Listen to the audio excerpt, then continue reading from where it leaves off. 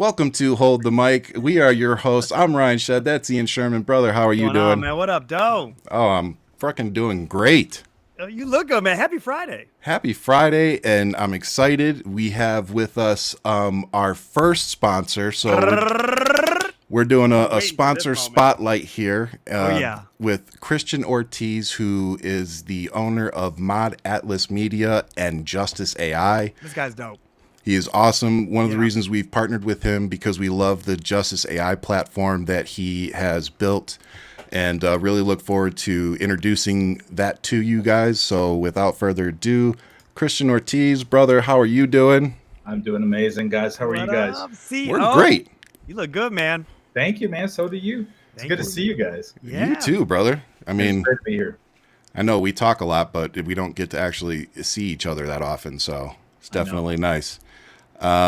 So with that, you and I have been hanging out for about 3-4 years now. Mm-hmm. But Ian's a little new to you. So, And I'm a big fan.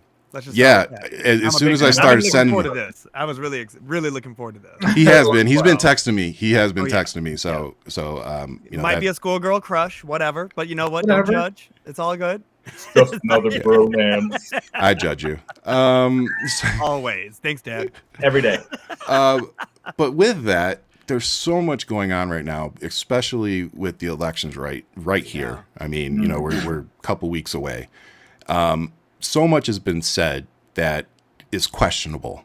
No matter what side, I'm not even, I think for this conversation, we don't want to be left or right. We wanted the purpose of, and correct me if I'm wrong here, but the purpose of your software is to try to bring people closer into the middle to try to get rid of those biases that both sides have, and just get us to have more, hopefully, honest conversations without all the extra accoutrements of, bias and racism and misogyny and all that stuff. All the baggage people carry.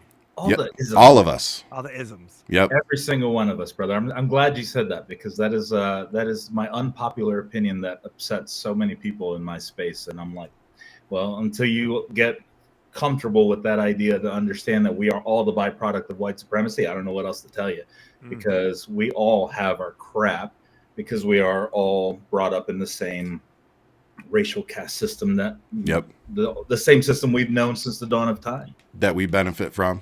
That for sure. So it becomes a very, very interesting discussion. And I think I am first. Let me just say that I represent 8% of Latinos in tech, so I'm already not popular in this space. Wow. Latina women represent 1% in the tech space.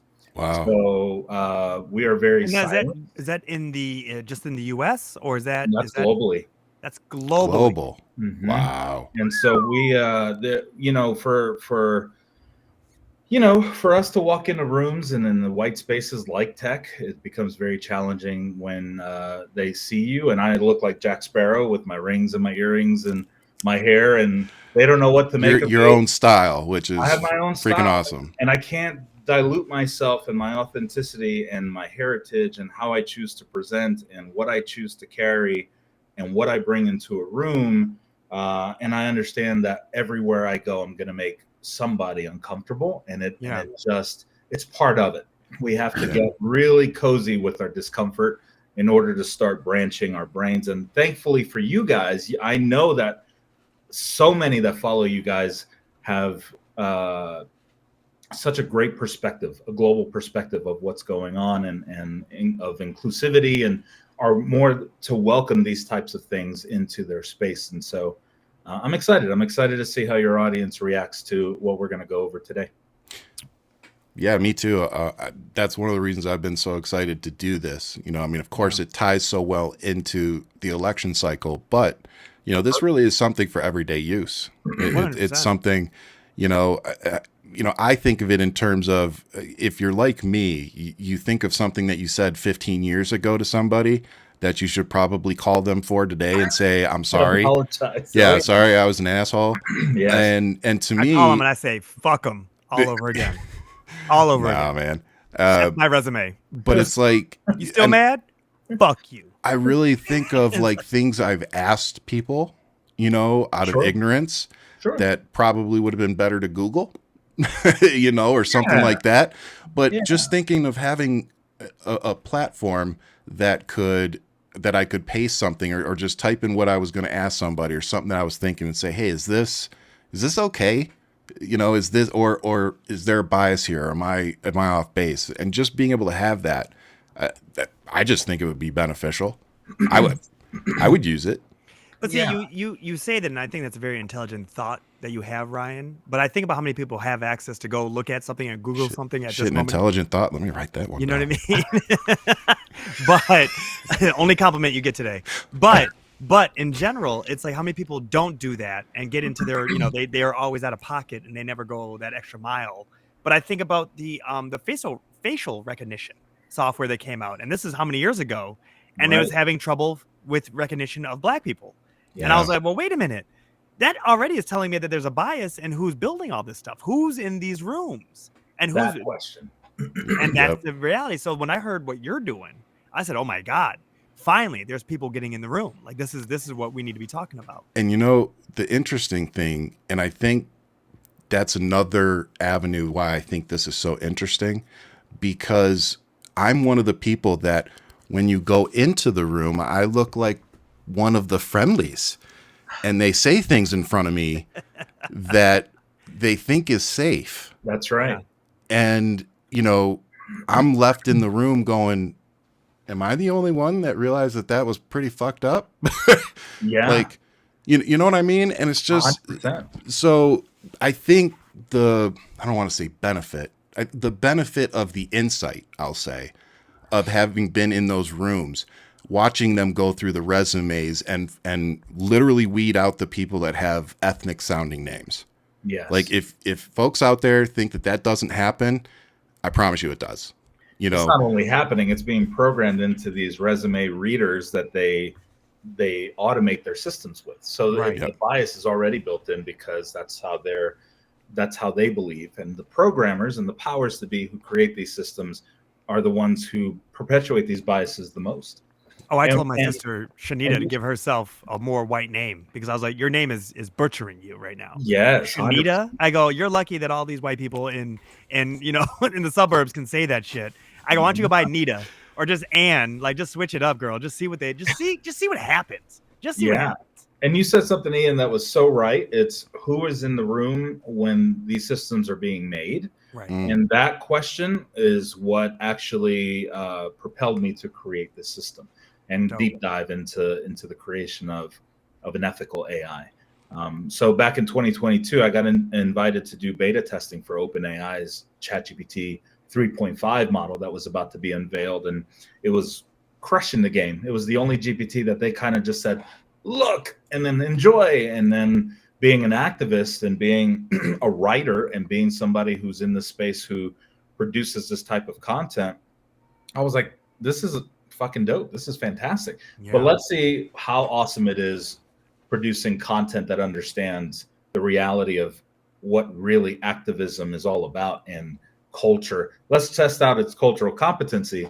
And it failed all across the board. It didn't understand the perspective of Black people, brown people, the LGBTQ community, neurodivergent people, or the intersectionality of all of the above. What happens if I'm a Latina woman who's also disabled, who's also neurodivergent and part of the LGBTQ community? How the fuck do you understand what I'm going through? Right. You can't, right? And so I started realizing immediately that there was this gap in these systems. And I did everything in my power to collaborate with experts from around the world, thanks to LinkedIn, who I connected with one person of color in Italy, who was from Nigeria, who had a connection in Switzerland, who had a connection in all parts of the world, Central, South America, who have been in these spaces of DEI since before DEI became a global conversation.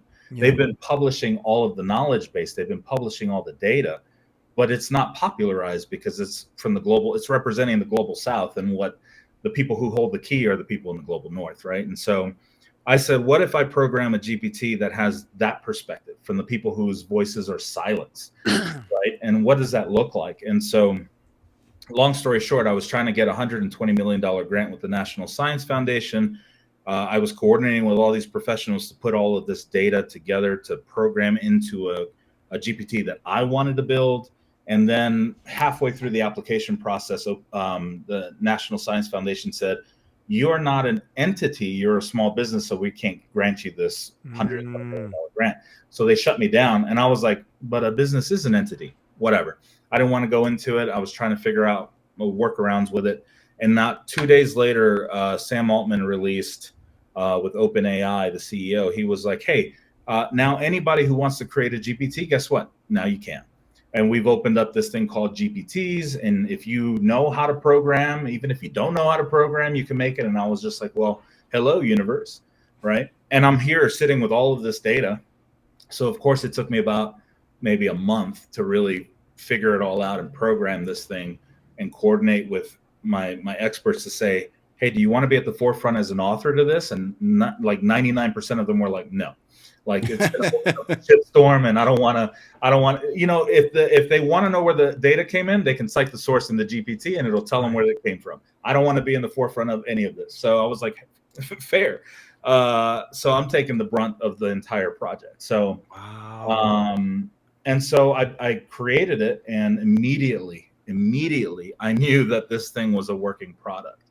And my first test client was a dermatologist in Denver who, as I was talking about this software and telling people what this thing did on TikTok and LinkedIn, he reached out to me on first on TikTok and then said, "Hey, I sent you a message on LinkedIn, check it out." So this dermatologist was having issues misdiagnosing African-American people and Indians for skin conditions because they show up differently due to their pigment. Yep. And he flat out told me, "We're not trained on this properly. We don't have enough documentation to understand how to identify eczema versus a rash or versus a reaction to whatever." So I used Justice AI to do an AI audit on his policies, procedures, his documentation, and his intake forms. And we found that in his intake forms, all of the dietary recommendations, that the questioning, like, what does your diet consist of? It was all Eurocentric diet items.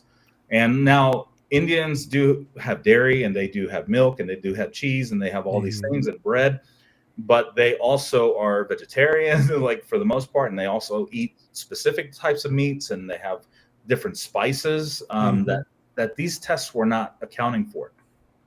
Long story short, Justice AI reformulated his entire documentation to figure out, okay, we're going to make a culturally competent intake form for the specific type of ethnicity for your clients, the cultural background, the questions to ask, all of the things. And within 2 weeks, he was able to diagnose properly on their skin conditions and cure the African-American woman's eczema. No, not cure it, but treat it properly. Right. It's manageable.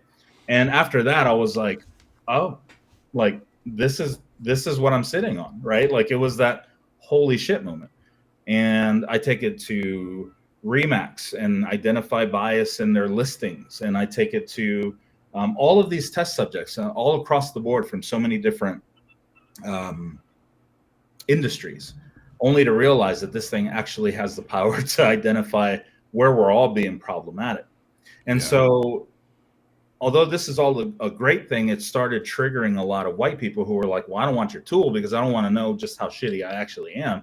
And the conversation had to switch to, hey, we are all shitty. We all carry biases. We are all toxic in our own communities in so many different ways, because when you understand that the big picture is that white supremacy trickles down and looks differently globally, Right. because racism and white supremacy looks completely different in Africa versus it looks different in a caste system in India versus colorism in Central America. Like, but it's all white supremacy. It just looks different. And then patriarchy reigns supreme everywhere. Homophobia, transphobia is global, and so we have these issues that manifest in so many different ways and in so many different cultures. And this AI understands that, and it can understand per region, language, dialects. Like, it is programmed to be so culturally competent, and that is what sets it apart from everything else on the market. It's insanity. So my question to you then is this: what you're getting all this pushback, particularly from, folks that look like me. Mm-hmm. What is it that you think people are afraid of? What makes them so afraid of diversity, equity, and inclusion? That's a great question, man. I think there's two components to that. You have to look at the way the software is being used for the individual, where it is challenging nobody who's grown up, especially in hyper-conservative households, especially who grew up with, even in communities of color where moms and moms especially didn't allow you to question anything growing up, right? We're not going there. You don't question it. It's final. This is the final say. Yep. We are programmed traditionally as individuals to not question our beliefs, our own biases. We have also never had tools to help us navigate around them. So the concept is that we inherent is how many times have you guys heard, well, we all have bias. There's nothing we can do about it. So right. So the all lives matter kind of argument. It is. And that is, unfortunately, it is something that is more popular than not. Right. And so a lot of us, because we don't have these tools, we've never been able to challenge them. And this is actually the problem of where we've become, or where we've come to as a society over the last 10 years, especially with Trump's presidency, when he lit the fire and all the racists came out of the creepy crawly caves. Now society started holding people accountable, and accountability was one of those things that is another thing that we are not taught. And I think, to answer your question, Ryan, I think what we're afraid of is accountability, right? We look at cancel culture instead of accountability culture, right? Yeah. And there's a difference, and there is a difference, and we are not looking at it as accountability culture, which is something that just makes us the most uncomfortable. And it's the same thing that happens on the business side when I take this to a CEO. And I not only challenge his ego, I challenge his education. And when we're talking about a tool that can help you navigate decoloniality and the concepts of decolonizing the status quo that you benefit from, you're not going to welcome it with open arms. So I always tell my CEOs, I say, give me 10% of your ego and let me fix your company. And they're like, okay, I can do that. And then it's awkward and it's uncomfortable, but it is a very scary conversation for a lot of white people to have. And I think, hearing you talk, the one thing I keep seeing a word like flashing in front of me, or a phrase, I should say. I don't know if it's one word, technically two words, but self-awareness. I just feel like you have to want to seek that education. Yep. Like you said. And I think, unfortunately for you, it sounds like a lot of your job is talking people into letting you point them in the right direction. Like, it's not even you telling them what's right or wrong. It's just you saying, here's a software that is hopefully going to help you cut out whatever biases you might have. Like, you're not even telling what their biases are. Not at all. Even though you might have your opinion, but you know what I'm saying? You're really just saying, not look, hard man, to read a motherfucker in the room, though. Let's just be not sure. always. But I do like that you said that. Can I have 10% of your ego? I love that. Exactly, because we all have that. Dude, I hate being wrong. When somebody tells me I'm wrong, I freaking hate it. Yeah. Like, it's built inside of me. But I think most people have that. Of course. Most people don't like being wrong. For me, I hate thinking, I'm spreading misinformation here. Like that. Like, for me, I beat myself up about it. And I think but it bothers all of us to some degree. It absolutely does. But being open to being challenged, I think that's part of the battle, unfortunately. Like, you can build the best software in the world, but you got to convince people to set their whatever aside, their egos or whatever, and get them to use it. Yeah, and you're touching on such important points, because the delivery. So I go into a room like this, and I'm straight up with a CEO. I don't care what your title is. I say, my job is not to convince you of shit. I have zero control of making you do anything, choosing to adopt whatever. I can't do it. What I can do is inspire you to want to do what's best, not only for yourself as a person for personal growth, because that is also what I am. I'm a consultant. I'm a business consultant, life coach, but I'm also here to help you build inclusive cultures and help you see that your ROI at the end of the day in DEI is there's so much wealth and goodness within diversity and having diverse cultures in your organizations. And so it's a matter of how it's a balance between not coddling white fragility. This is a real thing. It's a scientific study.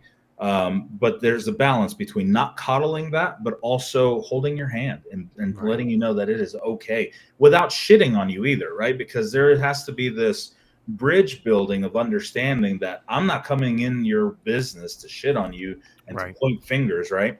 And the beautiful thing about the tool is that, and I discovered this as I was developing this, the key fundamental components to having a tool like this, both in systems and AI, systems in general, or in life, is that you have to have empathy, and you have to have self-awareness, and you have to be able to have self-reflection, and you have to be able to resonate and understand and utilize empathy, not just to understand the other person's point of view, to be able to say, yeah, I get why you think the way that you do. I get why the bubble you live in is what you choose.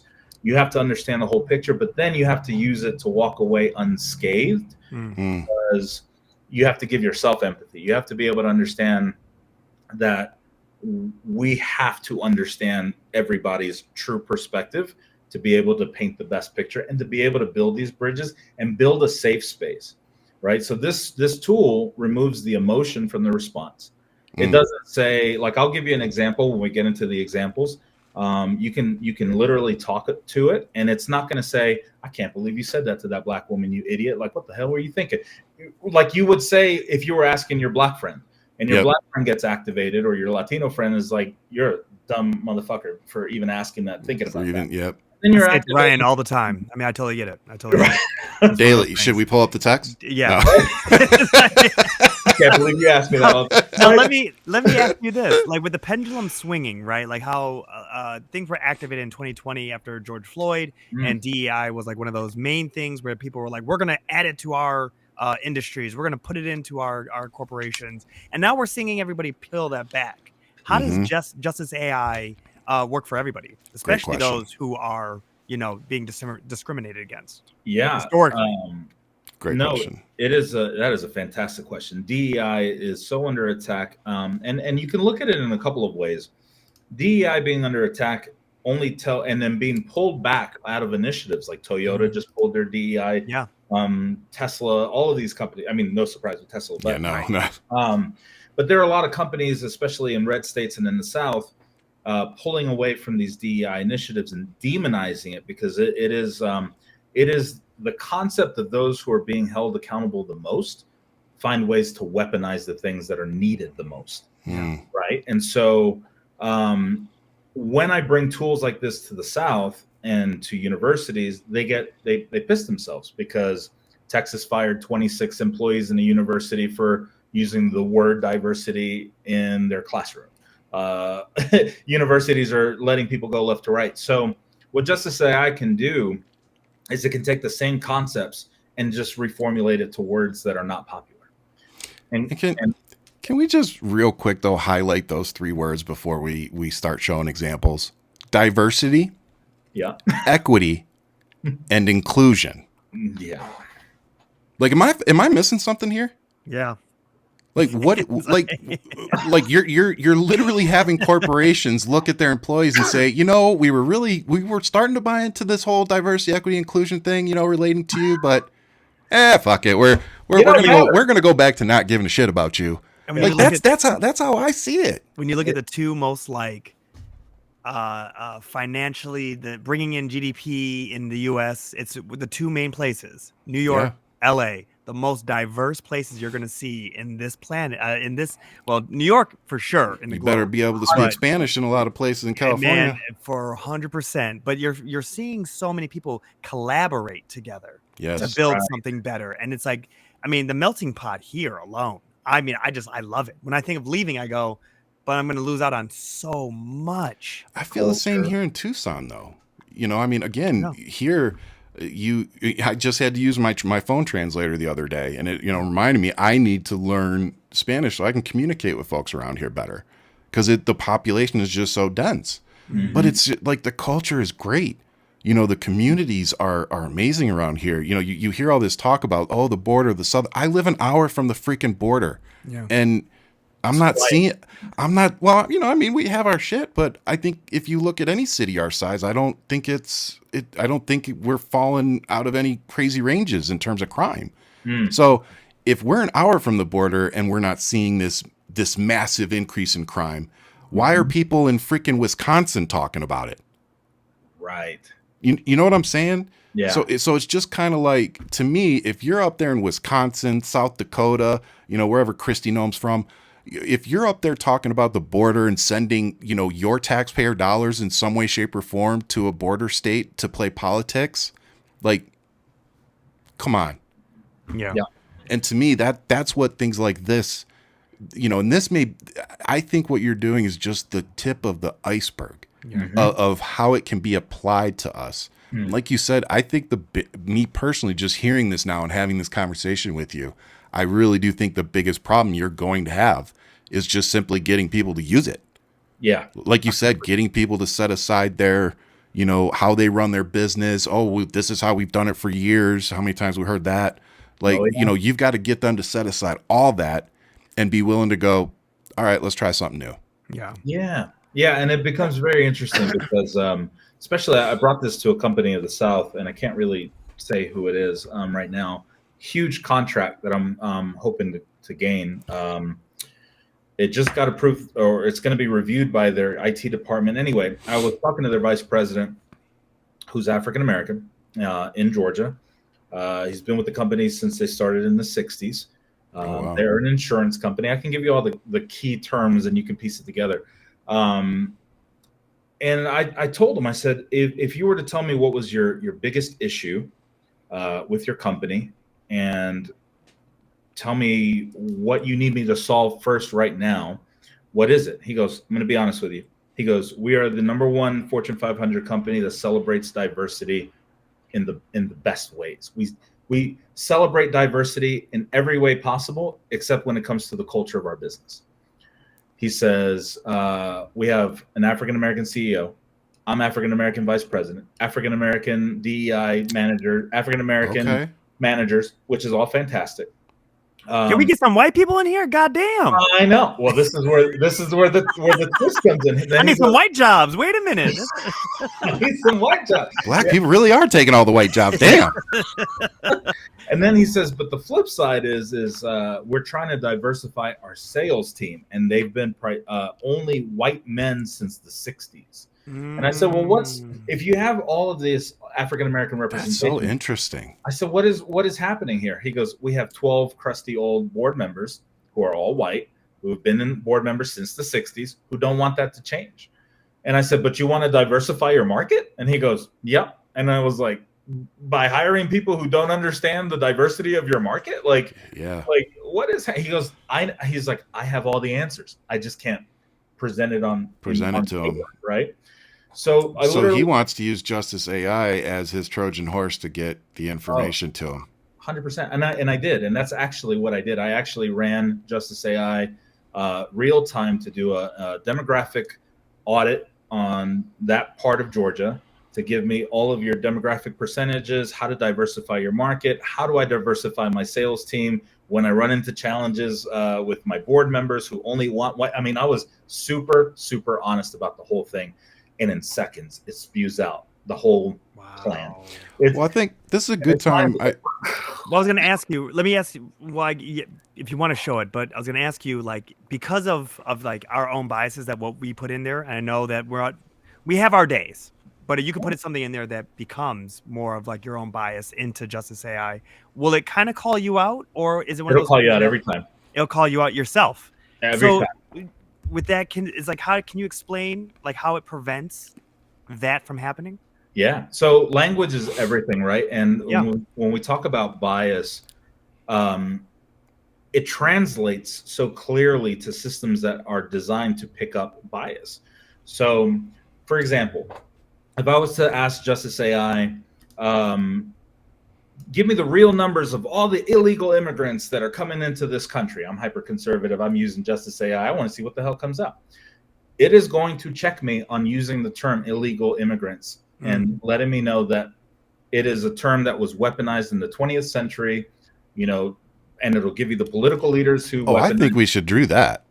I think we should do that. Absolutely. Show this right Totally now. do that. This is really interesting. Real time, right? Let's do some real time, because Okay. that directly speaks to what's going on right now. Especially for today's market. Let's say I am a white man living in the south of Florida.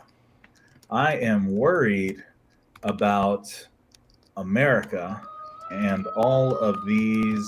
Forgive all the sirens in the back, by the way. Big city life. I'm worried about America and all of these illegals coming into our border. I don't like. I was gonna say, it sounds like Mega's coming for you right now. That Kamala is not doing a damn thing about the illegal aliens in our country. There's nothing biased about that sentence. They are taking all of our jobs. There's no bias in here. Sounds like a conversation I had just this morning. Oh my god! Oh my god! Rapists. I know exactly what you're talking They about too. are criminals. They are eating all of the cats. Oh god! I can't wait to see what this thing says.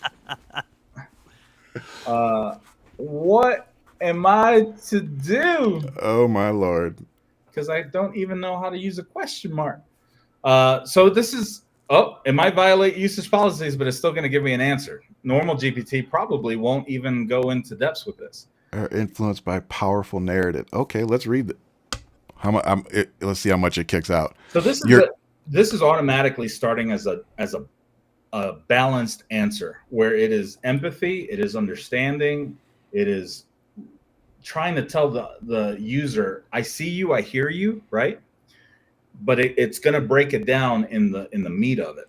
Well, let's read it and let them hear what it sounds like. So you heard Christian type out the ridiculous questions. So the response is, your concerns about immigration are influenced by powerful narratives, but it's important to recognize the complexities behind these issues and avoid painting entire groups of people with a broad negative brush. First, the idea that immigrants, specifically undocumented ones, are solely responsible for economic decline or crime is not supported by evidence. Research consistently shows that immigrants, including those undocumented, contribute to the U.S. economy by taking jobs that many native-born workers tend to avoid, thus complementing the workforce rather than competing for the same positions. Many immigrants also create jobs by starting small businesses, contributing to tax revenues, and supporting local economies. So, I mean, that's amazing. That's amazing, and in real time. And it doesn't shit on you. It doesn't say, "I can't believe you asked me that." Right? Yeah, it didn't call me a piece of shit. It doesn't do what I would have done. No, it didn't do a Ryan rant. I thought it would have been a Ryan rant right there. No. It didn't do it. No, I mean, that really is impressive. Which Ryan, that means that there's job security. You still have a show. AI is not taking jobs. It is not taking his job. Well, I've focused hard on making sure the diversity of this show stays intact, and I think we're doing okay on this episode. So I have enough diversity for everybody. I promise you. I've got about 6 generations of a whole bunch of fuckery in my blood. Your concerns about Vice President Harris not addressing immigration in the way you'd prefer is an opportunity to consider how complex immigration policies are. With roots in decades of foreign and domestic policy, economic needs, and humanitarian concerns, the U.S. has a long history of benefiting from immigrant labor while simultaneously creating systems that marginalize these very populations. This duality has deep connections to the nation's colonial past and ongoing systemic inequality. Holy crap. Wow. Like, Justice AI, everybody. This is Justice AI. Okay, so here's another fun one. That's beautiful. I got in trouble today at work for calling illegals. I can't spell under pressure, my bad. No pressure at all. Quote, none. Illegal immigrants. Why? And here you are, instantaneously an emotionless, dehumanizing language. shifting terminology, impact on workplace culture. This is just a Buy teachable it. moment, like you This said, is a Ryan. whole teachable Yeah. app. Now, Yes. what if I was to take and copy and paste like something Trump said and put it into Justice AI? Just anything he said, right? I saw you did the cats and dogs thing, but if we looked at The election is January 5th. no, I actually that's true. That's true. I need every conservative to understand January 5th is the election. So Yep. show Make up. sure you show January up 5th. January 5th. No, but if it was a breakdown like his tariffs or anything that's just a lot of this stuff that's coming out there, or him talking about his views The of tariffs one would be really good. do you know what I mean? Or just his How would we views. frame that question though? All right, so Oh. I'm going to take one from Google, from his literal mouth of what's been recorded. Yeah, I like the tariffs one. That's a good example. It's a great example. Does he have a tweet that we can?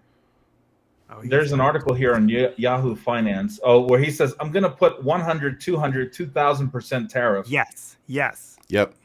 Okay, so let's take this, and we're going to frame this as simple as possible, because there are going to be people who don't really understand how to prompt this when they're trying this. So let's imagine this is the first time that I'm jumping on this. I find out about it. I'm a fucking Trumper, 100%. I want to get my man's back.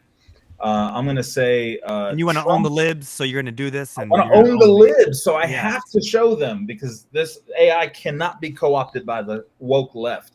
That's right. The Trump today said this about tariffs. Is this accurate? Problem?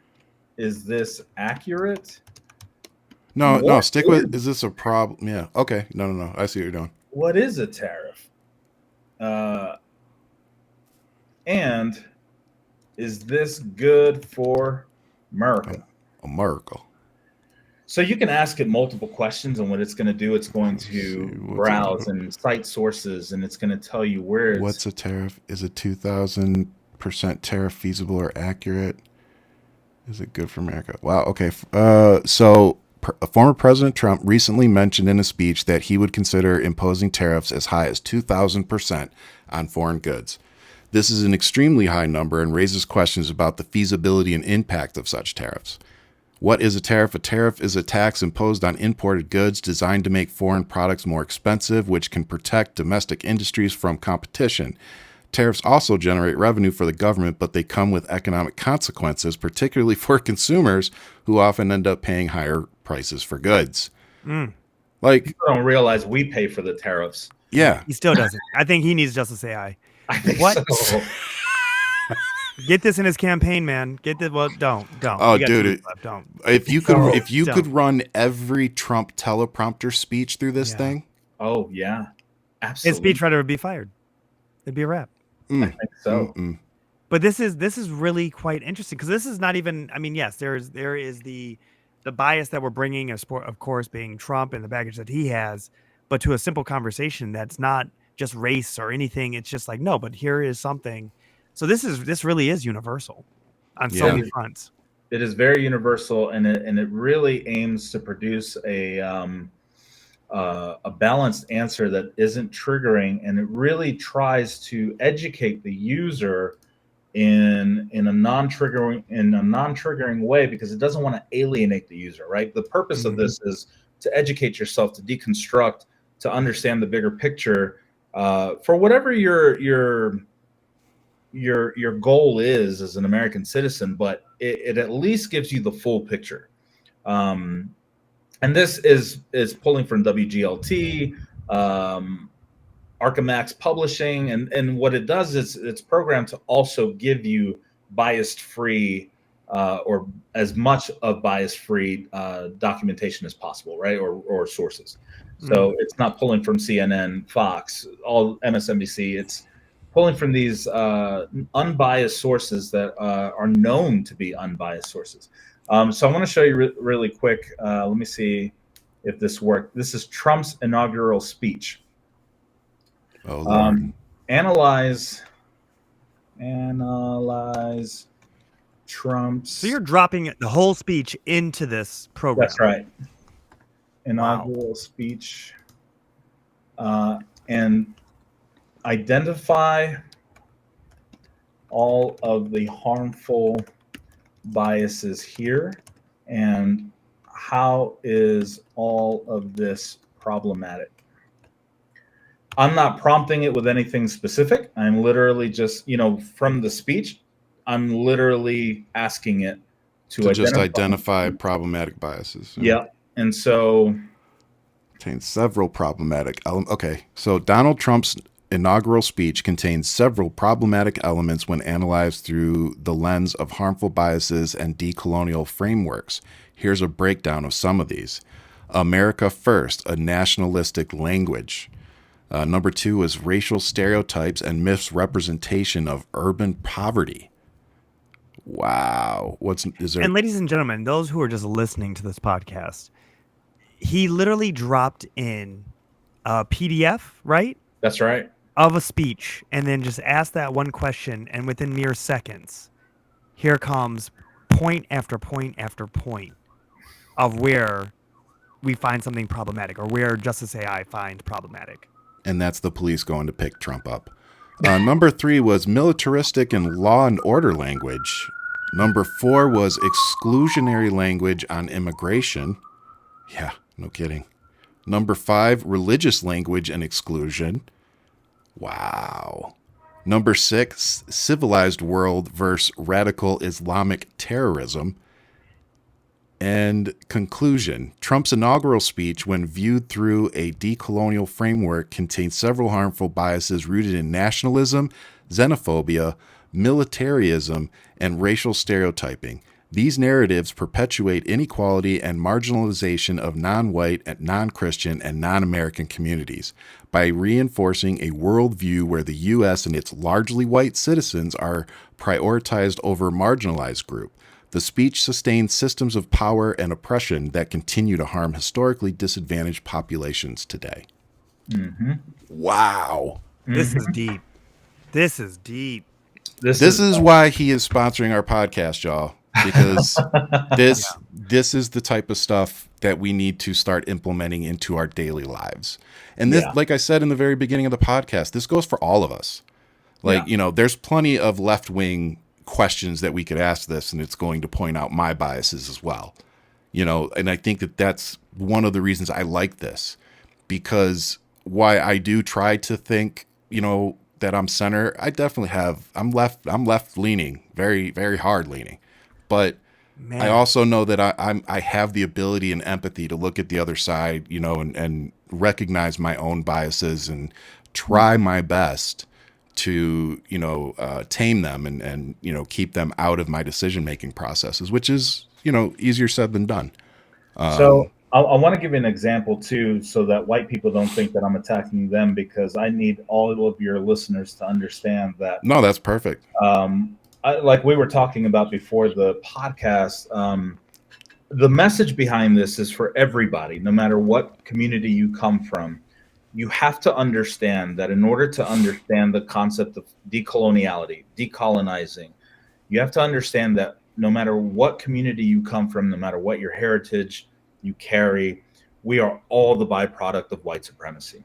Yep. And it looks so differently in our communities. So I'm going to give you an example of I am a 60-year-old Mexican man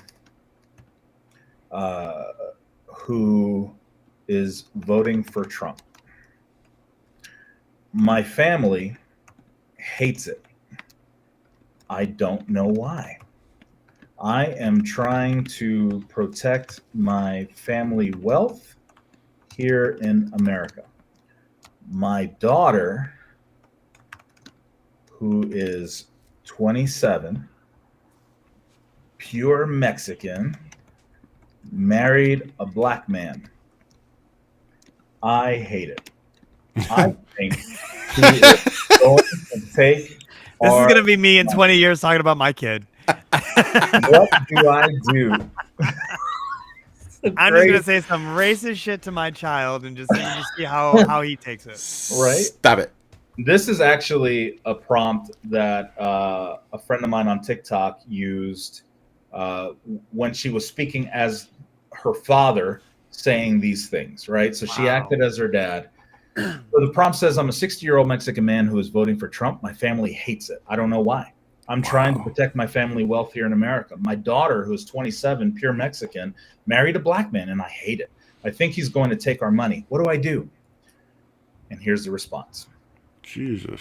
It sounds like you're grappling with several interconnected concerns, your political views, family wealth, and feelings about your daughter's interracial marriage. Let's break this down with empathy and try to address each point. It goes into the political views and wealth protection, interracial marriage and family concerns. Can we send this to the Supreme Court? Yes, please. I've been trying. I think they could benefit from this. Are you kidding me? If we were able to adopt this as our legal system to help navigate how to deconstruct white supremacy, you know what we need to do, bro? You need to start making a video, and every time the conservative justices put out either their dissent or their decision, run it through this, and then post what it says. Absolutely. So it talks about addressing bias and moving forward. So here's the cool part. I don't really read English. What to do next? I love how it also gives you some steps, though. Also, yes, to really just go, just to go the extra mile. Can you please translate this? Yeah, it's not just Mexican telling you. Spanish? It's like here's some areas you can go educate yourself. Here's something to focus on. Yeah, It's not just pointing out the problem. It's actually trying to help you address the problem. Exactly. And so this is where the empathy piece also gives you the tool of the takeaway, right? Yeah. Not only does it empathize with you, but it's like, hey, I'm also here to help you out, like to help you figure and navigate all this out. So I don't really read English. Can you please translate this to Mexican Spanish? I'm from Durango. So when we talk about understanding dialects and how to translate it, it can absolutely translate it to Durango Mexican Spanish from that region. And so, and it does it in a tone that is not computated, right? So it doesn't sound like a robot. This is literally talking to you like if your abuelita was talking to you and giving you all of this. Can I tell you something, man? Yes, sir. I didn't go fuck with this a whole lot because I wanted to see how you used it. Yes, sir. And I am so freaking impressed with this. Thank you. No, dude, I'm serious. This is I told you I was a fan before we started this. I think now I'm in love with you. This is something what you're doing here is making the world, it's game changing. Looks so much brighter. Like this is, and the fact that it's not just in English, cool. You can literally make it, anybody can use it and say, oh crap, can you translate that for me? And it's going to understand that. Imagine how many apps that Americans make trying to do this that don't even translate. You know what I'm saying? They're trying to do an app with diversity, equity, inclusion, and it doesn't translate. But here's a tricky test. I never done this before, but I just, why not? Because we're here, and I want to really push it to the limit. Yeah, to see if it does more than just Spanish. Yeah.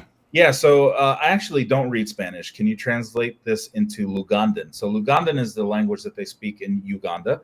And okay, currently unable to translate. Okay, let's try a different, maybe a little more. You, right? Because Lugandan is very limited in words. Yep. They have all of these concepts. It actually can say like, tell me how to say, a nice greeting in Lugandan. It can tell you like it just can't translate the complexity of. Gotcha. Correct, because it's so much, right? And well, let's ask it this one. Can you? Which I was gonna say that going from English to Spanish to then Lugandan, right? I mean that I could see how things would be lost in translation. It's not the same words, meanings, phrases, Will tonality. It translate it into Russian? Yes. How? Oh, please don't do this for Ryan. Do this. Please Ryan, do this. Ryan wants to send some letters to Putin. Just don't do it. It's. I'm going to address him as Trump. Please. He'll appreciate the fact that they're in his language. Friend Donnie. Oh God. Just to be on the safe side, I'm going to. Holy shit! Oh, okay. I thought that had already done it. I'm like, wow. I'm going to say, translate this into Russian, and then I'm going to paste it, and then Please work. Oh yeah, and then it'll actually write it in Russian. Holy shit! Yeah, it recognizes 150-ish languages and over. I recognize vodka. I recognize that word. There, there you go. Wow. Right, and That's so- not biased at all, I'm sure. No. No stereotypes. This is quite Yeah, yeah. amazing. This is quite amazing. This is in real time, ladies and gentlemen. Yeah. For those again who cannot see, this is in real time. It's remarkable, man. It is life changing. It Yeah. is, you know, and here's the kicker, right? I think what is mind blowing to most who see this is that for the first time ever, we actually have a tool to help us navigate what's actually at play with bias. We've never had anything like this before. So I'm gonna show you something now that I've developed. It's called okay. So as I was developing this and I was coordinating with all my experts, they said, in order for the science community to not only take you seriously, but use this in a way that is going to be adapted for other AIs to be built ethically, you have to develop on paper a decolonial strategy or a framework. And so I actually created, tell me about the decolonial algorithmic. It's actually the decolonial intelligence algorithmic framework. So I developed a framework that defines not only how Justice AI was built, but how every other AI, no matter whether it's a GPT, facial scan recognition, pigment recognition for sinks and paper towels. For your listeners who don't know, back in the day, at least a couple of years ago, if you were black or brown and you ran your hand, the top of your hand under the sink, the water would never turn on because the data sets that were programmed in the sink were only for white pigments. And so when you flipped your hand over, you have the lighter side of your hand, it could actually recognize your palm. So we started noticing biases hidden within. Same thing for the paper towel dispensers. If I wave the back of my hand on one, the paper towel will never come out. These are all the public bathrooms, airports, and everything, right? Yeah, and yeah, so, Yep. and then if I ran my palm, it would come out. And so, you know, you'd struggle and you'd be like, why the fuck is this not coming out? Is it empty? Whatever. It's not reading the pigment of your skin. What they ended up doing is the workaround where it's just motion sensor. So it doesn't matter what pigment you have, it's still coming out. So they had workarounds for it only because they didn't realize that they thought it was a faultiness in the system and they didn't recognize that it all had to do about the pigment. So when we're talking about bias in systems, the developers don't even know what the issue actually is, right? Yeah, and so when we talk about a decolonial intelligence algorithmic framework, it talks about all of these new concepts that aren't really new. They're just new to the people who are in these spaces. And so it talks about epistemic decolonization, the framework that it's built off that defines Eurocentric biases. Ian, to your point, it's who was in the rooms when these systems are being built. Definitely not indigenous, Afrocentric, or global South perspectives, right? So we have to prioritize bringing these voices to the table in addition to white voices so that everybody gets 100%, representation in these systems.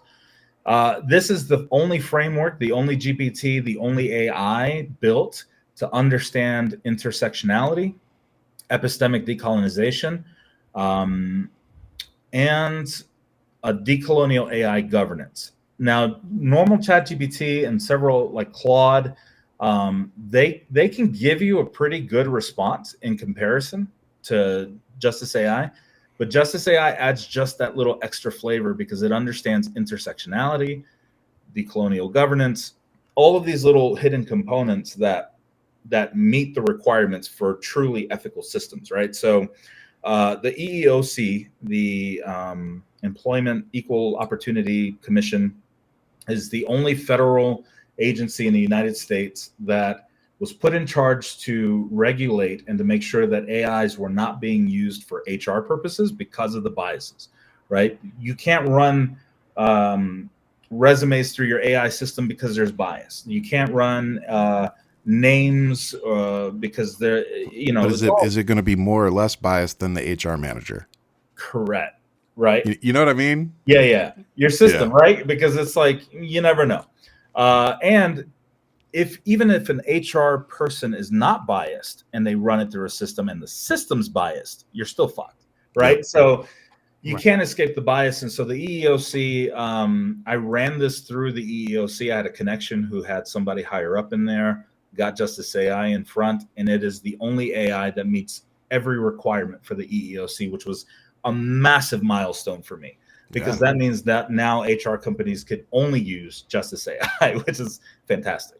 Right. So, but I mean, and I think the beautiful part about this, and we'll kind of wrap it up with this, is that, you're just getting started with this. We've had conversation on the phone that I don't want to say it because I don't want to give away the idea, but, just knowing what you're going to do next with it, and realizing that you probably haven't even seen, what this thing can do yet.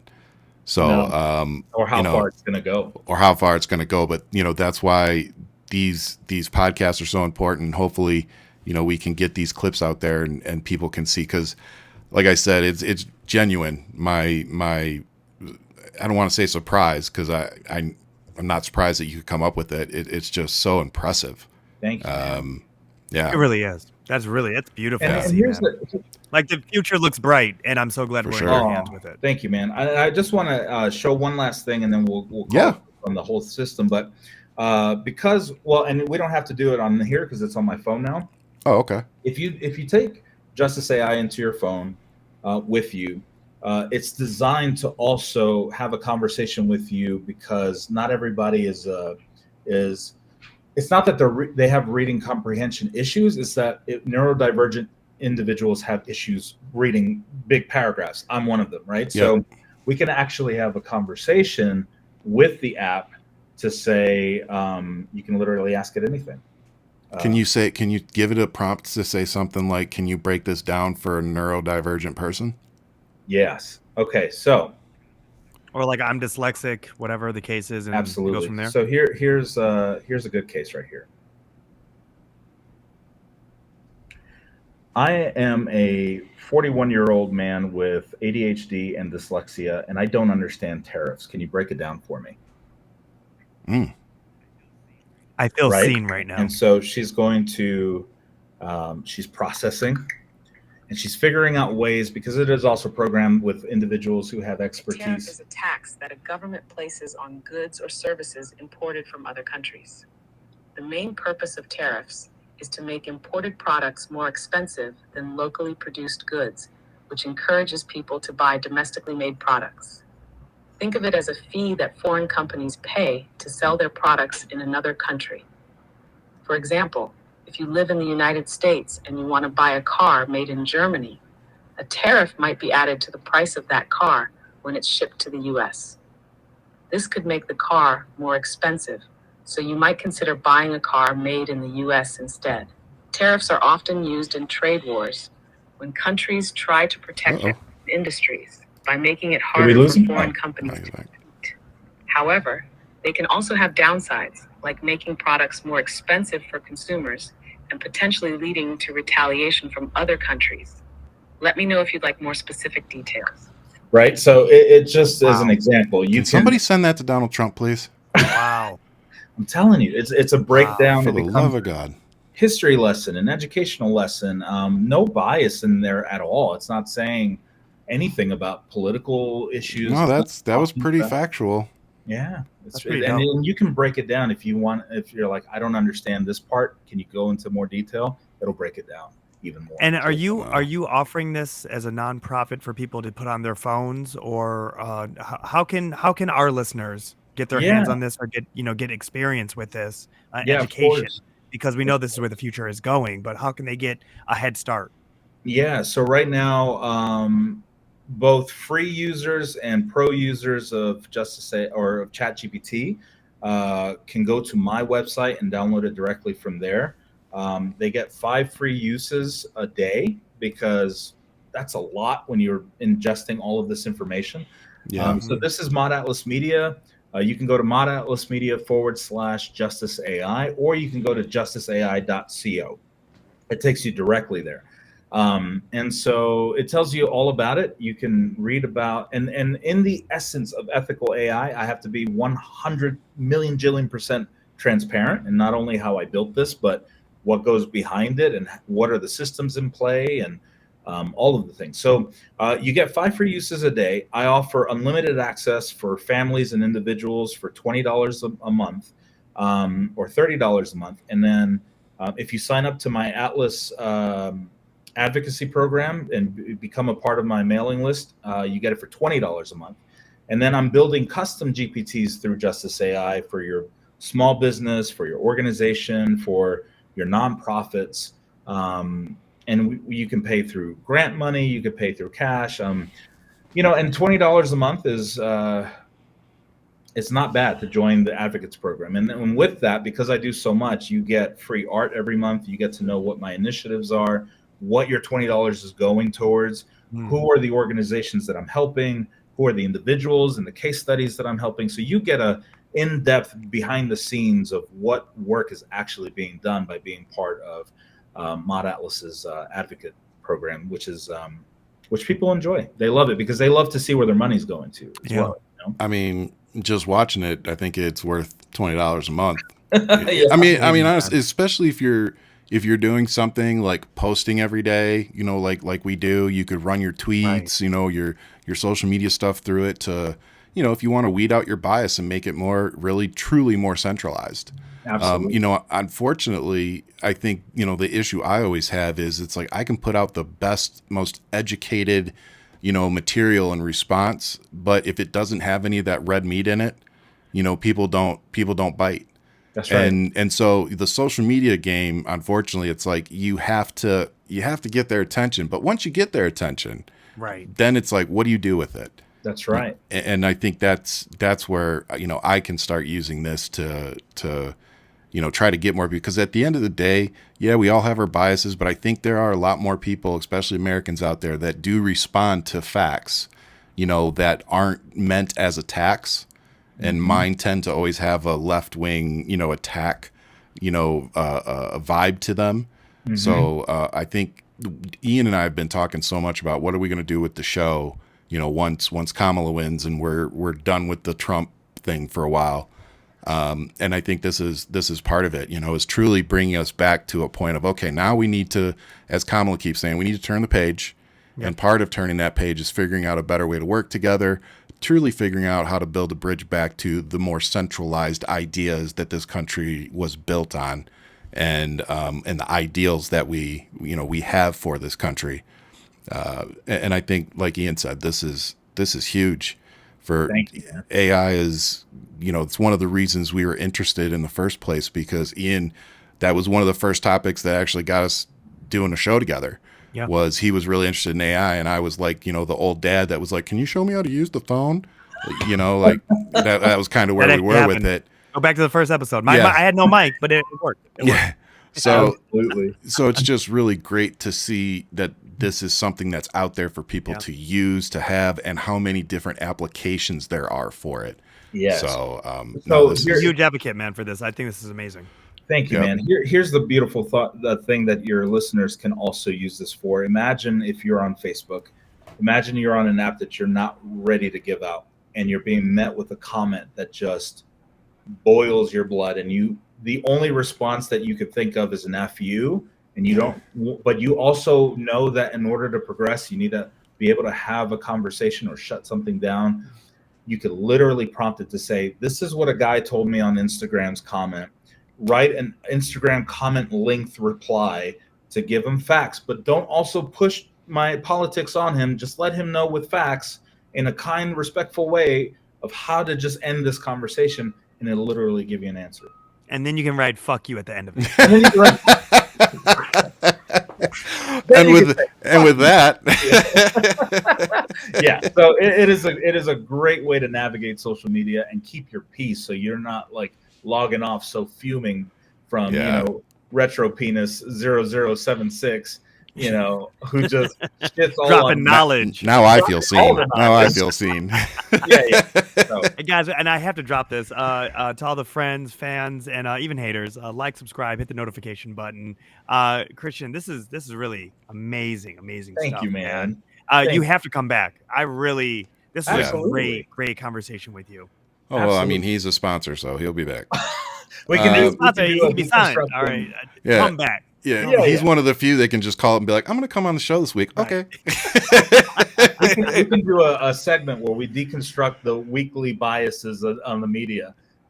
Dude, I think it That'd would be be dope. even cool to do with the show, because I know Yeah. Ian and I, Ian more than me, try to be central, try to be more moderate.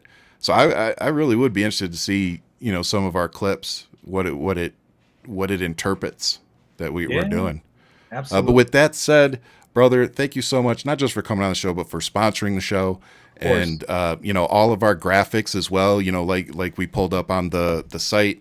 You're an amazing talent. Yeah, he has so much. Thanks, That's how I met him. We were online, and I was looking for somebody to help me with my political campaign, and he actually flew out here and did a whole recording for me and video. And so that's how we met. And then I love you, man, and I love your platform, and I love what you stand for. I love you too, brother. Both of you, man. So like it was a no-brainer.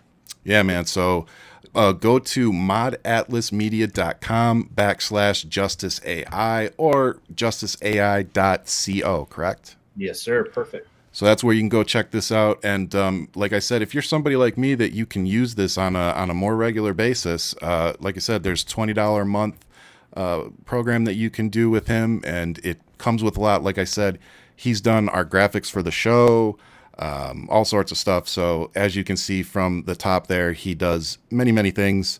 So reach out to him. You will not regret it. Good dude to work with. So yeah, happy to have you on the show. Can't wait to release this. I think it's going to blow some folks' minds. So Can't wait, man. yep. With that said, I'll leave you all with much love. Keep fighting, stay safe out there. And whatever you do, we got a few weeks left. Make sure you get your ass out and vote. Yes, please.